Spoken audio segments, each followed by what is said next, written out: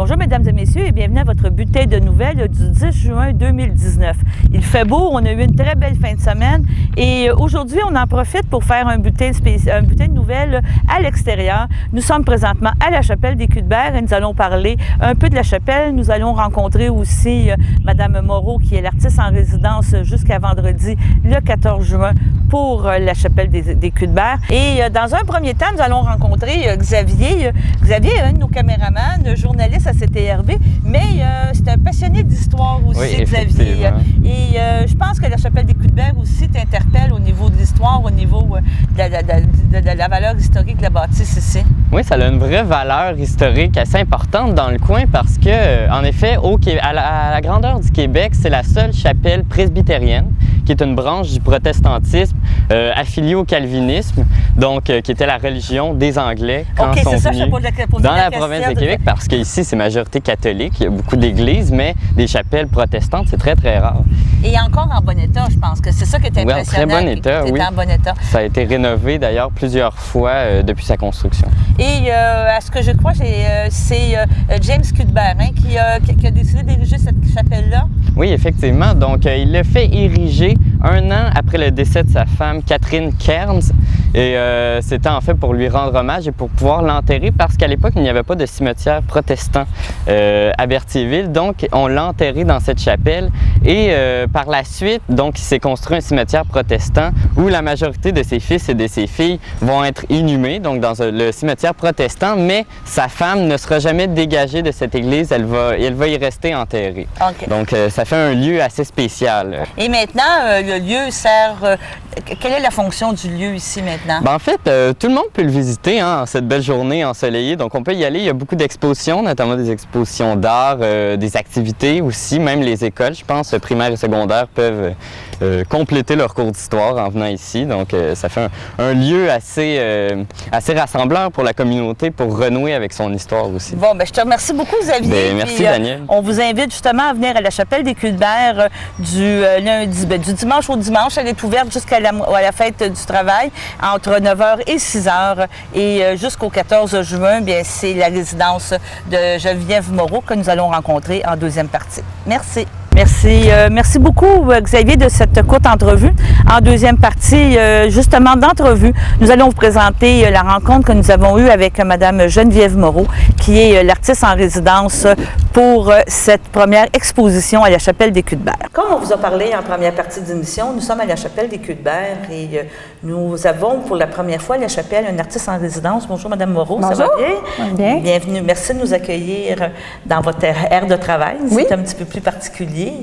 C'est la première fois que la chapelle des Cuthbert a une résidence artistique. Et parlez-nous juste un petit peu de vous, dans le sens où vous êtes dans les archives, vous avez étudié en archivisme, un peu photographie, vous avez beaucoup de domaines là, que vous avez touchés. Oui, bien, je touche beaucoup de domaines. Je suis photographe de formation à travers mon bac à l'UQAM que j'ai fait en art visuel. Donc, je me suis tournée vers le médium de la photographie pour parler des sujets qui m'intéressaient. À travers ça, il y a l'architecture, il y a tous les lieux qui sont autour du tourisme qui m'intéressent. Avec les années, j'ai développé un intérêt pour les archives. Donc, j'ai commencé un certificat en archivistique à l'UQAM l'année passée. Donc, le projet ici allie un peu archives, photographie et broderie aussi à travers le projet. Vous avez été choisi lors d'un appel d'offres. Vous me dites que vous étiez de Montréal. On est un petit peu pas surpris, mais je veux dire, qu'est-ce qui vous a justement attiré à dire « je m'en viens dans un lieu ici, comme ici, la chapelle des Cuthbert ». Il y a l'aspect historique, j'imagine, un petit peu qui vous a... Bien, c'est sûr que c'est vraiment le fait que ce soit un monument patrimonial qui est très riche en histoire et qui a vraiment participé à la construction de l'identité collective du coin. Okay. Donc ça, c'est sûr que ça m'a allumé tout de suite. Puis quand on fait des dossiers pour des appels de dossiers, on essaie aussi de voir comment notre démarche personnelle peut s'appliquer dans un lieu. Donc, mais pour moi, ça a été tellement évident, tout pouvait s'aligner. Je voulais en fait faire un projet qui alliait, comme je le disais, la photo, la broderie et les archives. Donc, ça a vraiment été Un amalgame. Ça a été clair pour moi qu'il fallait que j'applique. Donc, quand j'ai développé mon projet avec les données que j'avais d'ici, j'ai pu développer un projet qui a été approuvé. Donc, présentement, c'est de la broderie que vous faites, ce nom d'inspiration que vous vient ici, la Chapelle des Cuthbert, les lieux historiques, qu'on va pouvoir voir en vernissage vendredi. Oui, bien, présentement, je fais de la broderie sur des voiles qui sont placées devant les fenêtres. Chaque fenêtre va représenter, dans le fond, un axe qui définit un peu l'identité collective que j'ai relevé. C'est sûr que c'est une interprétation de ma part, mais c'est en parlant beaucoup avec les locaux que j'ai déterminé des liens que je trouvais intéressants. Donc, ce que j'offre, c'est vraiment une interprétation de mon séjour ici et de ce que j'ai trouvé dans les archives. Donc, c'est vraiment mélangé ensemble. Au-delà de la broderie, il va y avoir une projection vidéo et des photographies. Donc, ça va être plusieurs médiums dans l'installation. D'accord. Et là, quand vous êtes ici à la chapelle je ne sais pas dire 7 jours, pas 7 jours sur 7, là, oui, depuis la semaine dernière. Depuis la semaine dernière. Oui. Et les gens peuvent venir vous rencontrer, vous voir travailler. C'est ça qui est un petit peu l'objectif de la résidence aussi. C'est vraiment des portes ouvertes, dans le fond. Donc, ils peuvent venir me rencontrer. Puis, c'est sûr que moi, je cherche beaucoup à avoir des témoignages, des anecdotes du coin. Donc, ça me nourrit beaucoup dans mon expérience. C'est vraiment une expérience très riche pour moi parce que le lieu est magnifique. Puis, on est dans la nature. J'ai été chanceuse. J'ai fait du super de beau temps depuis que je suis ici. Donc, j'ai été ici tous les jours. Je peux m'installer dehors. J'ai vraiment pu faire mes captations vidéo à l'extérieur, aller me promener. Les journées sont longues, fait que je peux vraiment travailler longtemps dans la journée. Donc, oui, j'invite les gens à venir me voir. Donc, c'est une invitation à tous jusqu'à vendredi. Oui. Et vendredi, ça sera le vernissage de la résidence. Oui, le vernissage le 14 juin à 5 h. D'accord. Bon, bien, merci beaucoup, Mme Moreau. Merci à vous. Merci. Maintenant, passons à d'autres nouvelles. Le service de police de la Sûreté du Québec, en association avec la SAAQ et les contrôles routiers, intensifient leur intervention pour une opération nationale concertée contre la vitesse au volant. Cette opération aura lieu jusqu'au 13 juin prochain sur l'ensemble du territoire québécois. L'enjeu de la vitesse en milieu urbain est majeur et l'un des principaux facteurs contribuant à la collision et à leur gravité. Malgré la présence policière, les sanctions plus sévères et des radars photos, les campagnes de sensibilisation, le non-respect de la limite de vitesse est un problème répandu. En 2018, plus de 267 000 constats d'infraction ont été émis. Les personnes derrière volant, c'est seulement les seules personnes qui sont responsables de leur comportement et c'est ça qu'on veut diffuser comme message. Aucune excuse ne tient la route, ralentissez. Cet axe vise à rappeler aux citoyens qu'il n'y a aucune excuse pour rouler plus vite que la limite de vitesse permise. Le non-respect de la signalisation et de la vitesse permise est un choix fait par le conducteur. Ce dernier contrôle la vitesse de son véhicule et doit en assumer la responsabilité. Même un excellent conducteur avec un excellent véhicule n'échappe pas à cette loi de la physique. Des faits saillants, entre 2014 et 2018, il y a eu 115 décès, 420 blessés graves et 6500 blessés légers. Il y a aussi une forte corrélation entre la diminution de la vitesse moyenne et la réduction du nombre de victimes sur la route. Une très grande proportion des infractions au code de la sécurité routière concernent les excès de vitesse. Les conducteurs les plus jeunes de 16 à 34 ans, majoritairement de sexe masculin, sont surreprésentés parmi les personnes reconnues coupables d'une infraction pour excès de vitesse. Le non-respect de la limite de vitesse sévit partout, dans les zones scolaires, sur les routes numérotées. En milieu urbain, le risque d'être impliqué dans une collision double à tous les 5 km. Et en milieu rural, le risque d'être impliqué dans une collision est 2 fois plus grand à 10 km de plus que la limite permise. Et ça, presque 6 fois plus élevé à 20 km de plus. Donc, c'est vraiment un rendez-vous et vraiment une campagne de sensibilisation contre la vitesse qui sera exercée d'ici le 13 juin. Maintenant, des nouvelles du groupe Lantin dans toute amitié. Encore cette année, Opération Sac à dos est de retour. Les formulaires sont en circulation présentement à la friperie L'Habille-Tout et au comptoir du meuble ainsi que dans les bureaux administratifs. Pour être admissible, vous devez être une famille à faible revenu, habiter Berthierville. Votre enfant doit fréquenter une école primaire ou l'école secondaire de Berthierville. Vous devez rencontrer aussi Mme Christine Devillot, agente de développement de projet et soutien aux membres afin de lui fournir une preuve de résidence et une preuve de revenu. La date limite d'inscription, le 30 juin 2019. L'attribution sera faite avec le financement disponible. Cependant, si vous demeurez sur le territoire desservi par l'organisme, soit Berthier, Sainte-Geneviève, Saint-Cuthbert, Saint-Barthélemy, Saint-Ignace, la Visitation et l'île du Pas, ainsi que Sainte-Élisabeth, vous pouvez faire une demande et si le financement le permet, votre demande sera répondue. Comme toujours, vous avez besoin d'informations, 450-836-6966. Nous avons reçu un communiqué aujourd'hui provenant de la table des aînés, nous indiquant que l'activité qui est prévue demain, soit l'activité de pétanque à Saint-Ignace de Loyola, sera reportée à mercredi parce que demain, on nous prévoit de la mauvaise température. Maintenant, il y avait une invitation du Conseil de développement bioalimentaire de Lanaudière pour une rencontre d'information le 17 juin à 13h30. Le Conseil de bioalimentaire, le CDBL, invite les organismes bioalimentaires de Lanaudière pour une rencontre d'information sur des services et des projets le 17 juin à 13h30 à ses bureaux, au 110 Baudry-Nord à Joliette.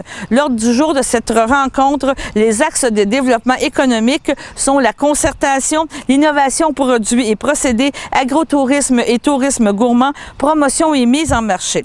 Donc, si vous êtes intéressé, vous pouvez toujours communiquer avec le CDBL au 450-867-7773. Et maintenant, allons à la première pause.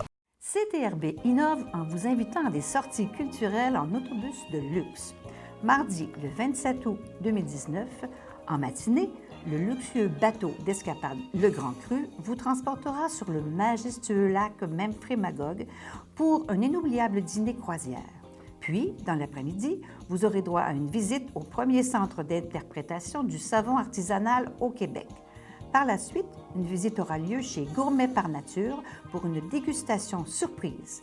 Pour clôturer cette magnifique aventure, un souper vous sera offert avant votre retour. Alors, nous vous invitons à venir profiter des beautés naturelles des cantons de l'Est. C'est un rendez-vous à ne pas manquer. Pour informations et réservations, téléphonez à CTRB au 450-836-5103. Bienvenue à tous!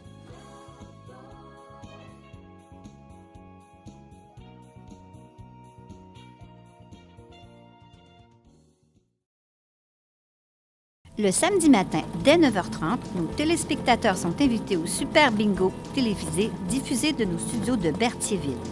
Depuis maintenant une vingtaine d'années, plusieurs adeptes de la télévision régionale se sont partagés un montant de 600 $ disponible chaque semaine lors de cette joute de bingo télévisé. Un animateur et 3 bénévoles se succèdent à la caméra dans le but de vous faire passer une petite heure agréable et payante le samedi matin. On peut se procurer les cartes de jeu chez les dépositaires autorisés participants, c'est-à-dire à Berthierville, le dépanneur Formule 1 rue Gilles Villeneuve, le marché IGA Extra sur la rue Gabrielle-Brissette, le marché Métro rue Notre-Dame, la pharmacie Proxime rue Frontenac, le garage Pétroté sur la rue Gilles Villeneuve et à Saint-Ignace de Loyola, le marché Aldo rang Saint-Michel, le dépanneur Le Magasin Esso sur le chemin de la Traverse, à Lanoret, le garage Sonic sur la rue Notre-Dame. C'est un rendez-vous tous les samedis matins à 9h30 sur les ondes de CTRB, votre télévision régionale et communautaire.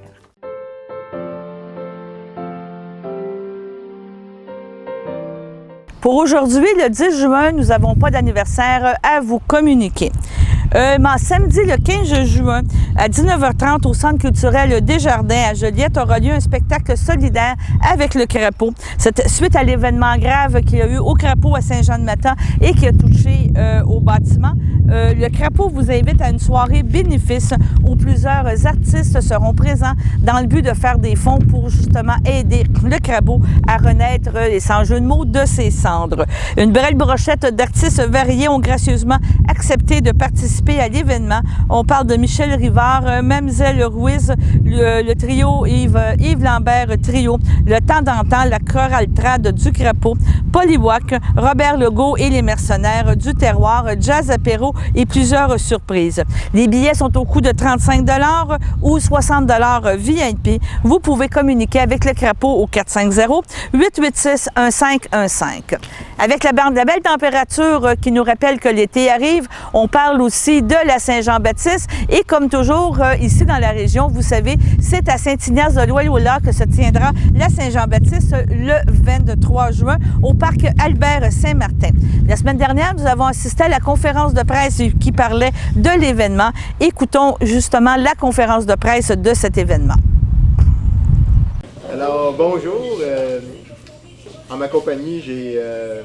le maire Jean-Luc Barbe, M. Christian Valois, conseiller, M. Pierre-Luc Guertin, conseiller et aussi membre des loisirs, et Christian Michaud, je suis membre des loisirs. Notre président n'a pas pu se déplacer ce soir, donc je viens vous présenter notre programmation pour la Fête nationale du Québec qui va se dérouler le 23 juin. Et dans le deuxième temps, on va vous présenter notre programmation de l'été estival. Le calendrier de la saison. Oui, le calendrier de la saison, c'est ça. Merci Pierre-Luc. Donc oui, la Fête nationale du Québec cette année, le thème c'est « Célébrons un monde de tradition ». Ça va se dérouler le dimanche 23 juin. Les activités, ça commence à 9h le matin. Tout ça se fait au parc Albert-Saint-Martin qui se trouve avec comme on appelle, le terrain des loisirs, la patinoire et le chalet des loisirs. Donc la programmation commence à 9h le matin avec le déjeuner.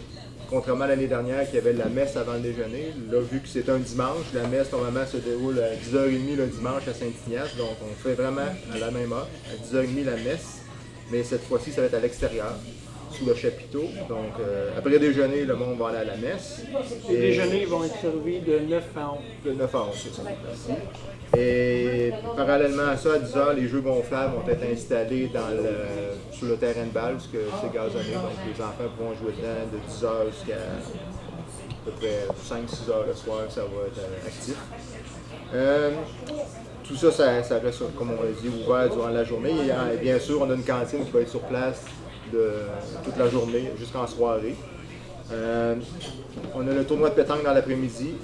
Pour information, c'est Mario Guévremont au 450-836-2288. Et en même temps, il y a un tournoi de poche. Le responsable, c'est Alexandre Valois. Téléphone 450-803-7347. Donc ça, c'est deux belles activités qui rejoignent beaucoup de personnes et c'est toujours très populaire. Il y a des prix pas des prix de présence, mais des prix pour les meilleures participations qui vont se faire pour ces deux activités-là. Et à 15h15, on a un spectacle pour enfants, c'est Cirque Azou. Ça, c'est un cirque comme un cirque ambulant qui va se dérouler sur le terrain des loisirs et sous le chapiteau. Et aussi, on aura une personne qui va faire de l'animation dans la foule, avec des ballons, on va faire des chiens, des affaires avec les ballons, des choses de même. Puis parallèlement à ça, il y a du maquillage qui se fait pour les enfants durant l'après-midi. Parce que on sait, ça attire beaucoup les familles, cette fête-là. C'est un dimanche et on espère qu'il va faire beau parce qu'il y a aussi les jeux d'eau qui sont ouverts dans ce moment-là aussi. Donc les familles sont très bien accueillies à notre terrain, encore une fois cette année. À 17h30, on a le traditionnel souper giblotte. Donc là, il y a la famille Guertin-Barthes, on peut dire, ainsi. Ils font la giblotte, ils cuisinent ça durant toute la journée et le souper est servi à 5h30, donc vous êtes les bienvenus. Et il y a bien du monde qui arrive avec leur chaudron aussi, donc c'est quelque chose de très intéressant, de très traditionnel. On parle des traditions avec la fête nationale, donc c'est quelque chose d'assez impressionnant qui se passe aux Gilles. Et bien sûr, à compter de 17h30, c'est des activités protocolaires parce que l'ouverture de la soirée va toujours avec les discours du maire, les discours patriotiques, toutes ces choses-là. avant de lancer les spectacles, qui va être avec M. Denis Boudreau et ses musiciens, et aussi le chansonnier Jeff Patrick. Les spectacles se déroulent dans la soirée. Après ça, il y a les feux d'artifice à 10h. Un petit peu après, on allume le feu de joie, puis les spectacles continuent jusqu'à 1h, jusqu'à ce qu'il y ait du monde. Et donc, ça, c'est notre programmation pour la fête nationale. Bien sûr, ça va être affiché sur notre page Facebook et affiché dans les différents médias locaux. Et on ne pourrait pas passer sous silence nos partenaires pour l'événement. Et bien sûr, la municipalité de Saint-Ignace, qui est notre partenaire majeur qui vient nous aider financièrement pour cette activité, que ce soit pour les feux d'artifice et un montant d'argent pour organiser les différents spectacles, comme le spectacle pour enfants, les jeux gonflables. Donc tout ça, ça aide à définir une partie des coûts. Il y a aussi l'île du Pas, la municipalité de l'île du Pas qui est partenaire, et la Caisse des Jardins, Caisse de Dautré. Et aussi on appelle pas la Fête nationale du Québec, mais le Société de Saint-Jean-Baptiste. SNQ. SNQ. Société nationale du Québec. Mais on s'entend, on sait. On a tout compris. C'est un monde. Puis, Désolé du il lapsus. serait bien de préciser qu'en cas de pluie, les activités vont être déplacées à l'église.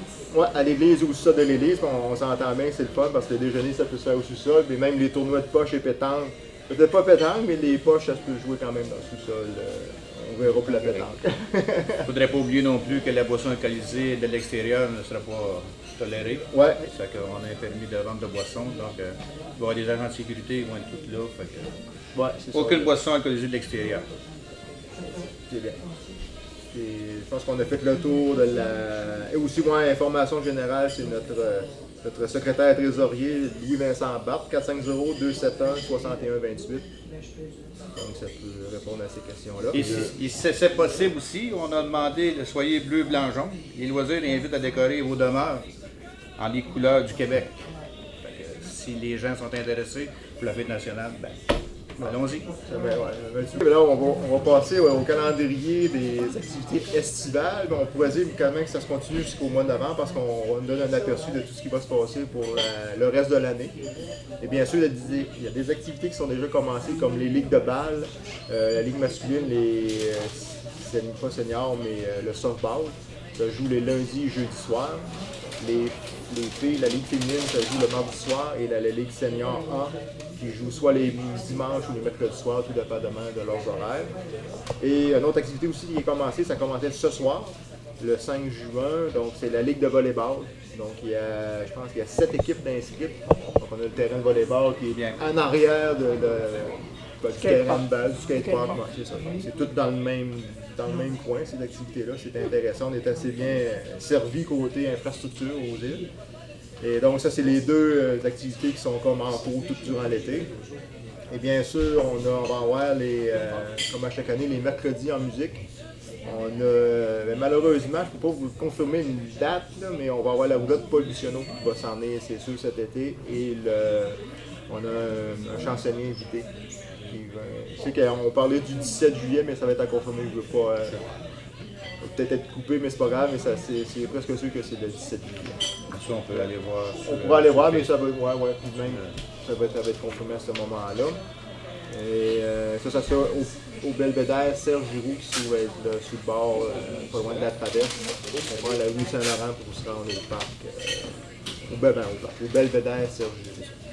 Et une autre activité aussi qu'on a durant l'été, il y a le tournoi de balle donné mixte. Garçons et filles, et même certains enfants peuvent jouer à partir de 12 ans. Ça se fait le samedi le 20 juillet. Et en soirée, on va avoir un chansonnier. Puis en cas de pluie, ça va être reporté au lendemain. Encore là, cette activité-là, c'est tout comme une activité familiale. C'est vraiment amical, c'est pas des compétitions. Donc, très, très apprécié.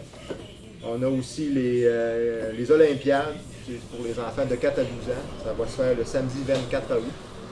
En cas de pluie, reporté le dimanche 25 août. Ça fait la 4e année cette année qu'on va avoir les Olympiades. Donc c'est les mêmes épreuves un peu qui se passent aux Olympiques. Là, c'est condensé. On fait ça, c'est quand même très bien organisé sur tout le terrain de balle. Il y a des sauts en hauteur, les courses. il y a des courses à haies, lancer du poids, lancer du disque. C'est vraiment les épreuves typiques. 7 épreuves olympiques. Oui, 7 épreuves olympiques.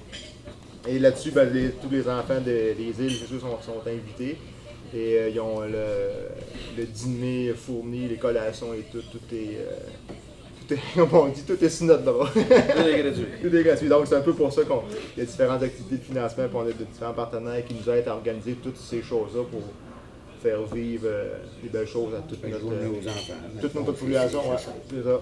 Parce qu'on a des activités, on a pour comme. Quand même pas les oublier. Ouais, c'est ça, c'est notre relève, hein? Après les Olympiades, si on va en ordre chronologique, il va y avoir une vente de garage qu'on va faire dans le stationnement de l'église samedi 31 août, de 8h à 15h. Ça va être 10 $ par table. Donc, quelqu'un peut louer une table, mettons, 10 $ et vendre tout ce qu'il aura ramassé durant l'été, qui a fait son ménage. Et en même temps, nous, ça nous permet de ramasser des petits fonds. Puis, on parlait qu'on allait avoir peut-être une bande de hot dog en même temps cette journée-là, mais ça restera à confirmer qu'est-ce qu'on va avoir comme nourriture cette journée-là. On va continuer le jeudi 31 octobre, c'est l'Halloween, on s'entend bien. On va faire encore la maison hantée. C'est sûr, il y avait une espèce de blague qui circulait que le chalet, il résiste encore, donc on va encore s'en servir comme maison hantée. Donc on fait un parcours à l'intérieur de ça, c'est qu'il est encore debout. C'est très bien. Sachez que vous pouvez nous faire part de vos commentaires, soit pour une annonce gratuite sur notre babillard ou toute autre suggestion en nous rejoignant par téléphone au 450-836-5103, 450-836-5103, ou bien par courriel tvcberthierville@hotmail.com, sur Facebook en écrivant Facebook CTRB. Et surtout, n'hésitez pas à visiter notre chaîne YouTube afin d'y retrouver une grande partie de notre programmation sur YouTube CTRB. Les émissions sont classées par catégorie, vous permettant de chercher moins longtemps. Vous pouvez aussi cliquer sur le rectangle rouge « S'abonner » pour être à l'affût des dernières émissions enregistrées. Notre fête nationale, une occasion de célébrer ensemble notre nation, notre peuple, nos artistes, notre culture, notre savoir-faire. Le français, c'est beaucoup plus qu'une langue. Bonne fête nationale du Québec. Un message d'Impératif français.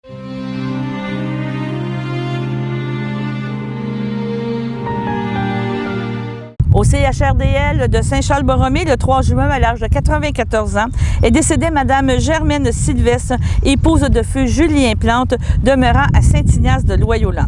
Elle laisse dans le deuil ses enfants, Nicole Plante, Daniel Durand, André Plante, Vicky Bonneville, ses petits-enfants, Martin Durand, Judith Lavallée, Marie-Louise et Jean-Christophe Plante, Béatrice Marchand, Danny Durand, Jessica Lecavalier, ses arrière-petits-enfants, Alexis, Benjamin, Lucas, Arthur, Édouard Durand, ses sœurs, frères, beaux-frères et belles-sœurs. On parle de Marie-Bette Sylvestre, feu Rodrigue Bergeron, Janine Sylvestre, ainsi que plusieurs neveux, nièces, autres parents et amis. La famille vous accueillera le samedi 15 juin dès 13h au complexe funéraire F. Thériault de Berthierville. Suivra une liturgie à la chapelle du complexe à compter de 14h. Et maintenant, allons à la météo. Alors oui Daniel, donc aujourd'hui on a une température de 27 degrés avec un ressenti de 31, donc c'est une température extrêmement chaude, on est bien, donc c'est une journée, là je vous parlais pendant la semaine de semaine passée de belles températures pour sortir, et bien là c'est la journée idéale. Ce soir une température de 24 degrés avec un ressenti de 27, demain une température de 17 degrés avec un ressenti de 16. Donc ça va se rafraîchir un peu, mais on va toutefois conserver des températures assez chaudes, donc ça va être très bien. Il faut faire attention, donc présentement c'est nuageux un peu avec un gros soleil qui est assez tapant, mais demain et après-demain, donc il va y avoir des risques de faibles pluies. Daniel, nous étions en face de la Chapelle des Culs-de-Berre. Si vous voulez les contacter, chapeldesculs-de-berre.com. C'est ouvert de 9h jusqu'à 5h, pendant tout l'été en fait, et jusqu'en septembre.